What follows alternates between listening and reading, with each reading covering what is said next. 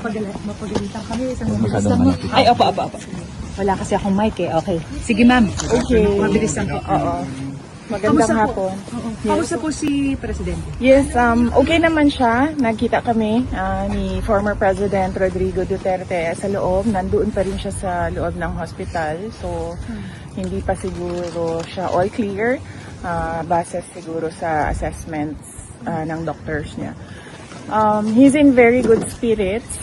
Kung kamusta yung pagkain, sabi niya meron namang rice. And then, tinanong ko siya kung paano yung ulam. Sabi niya, half-half daw. So, hindi ko alam kung ano ibig sabihin ng half-half. Pasok ako doon, pinapauwi na niya talaga ako.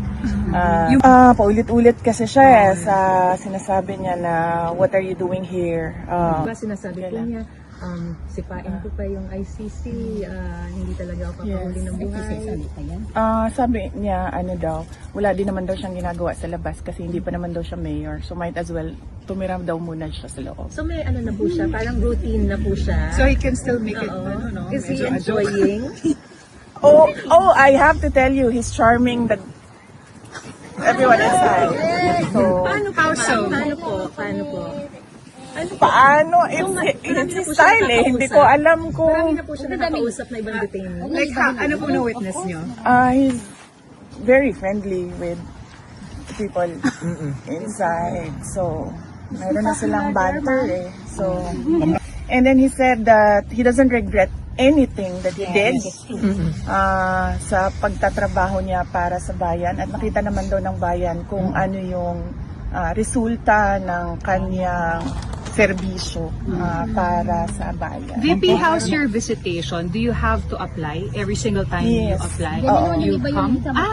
Oo. Matagal ba? Yung, I mean, ano? Or sa, ewan ko saan sila kumakain, yun ang hindi ko alam. So the place where he is specifically is still like a cell pero nasa hospital part? Or is it a clinic? Or can you just describe it now? Hindi ko nakita. Ang Pero kanyang yung sinabi po niya quarters. sa inyo na parang clinic part po ba yun? Hospital part? Or yung pinakikita po sa ICC website na cell ng bawat detainee? Ang sinabi niya sa akin, ang sinabi niya sa akin, para akong nasa hotel except that hindi ako malabas. Huwag lang natin sabayan para marinig po. Nag-sink in na po sa kanya yung nangyari. Na, kasi pag uwi niya po from Hong Kong, parang bilis po ng lahat ng mga bagay-bagay. Alam naman niya, oo, sinabi naman niya na haharapin ko ito. And I do not regret. I do not regret anything that I did sa aking paglilingkod sa bayan. Ano daw pinaka-miss niya? Ano daw pinaka-namimiss niya? Hindi ko... Sinabi naman niya kay ES din, ano? Girlfriend ata eh. I have to go. Okay.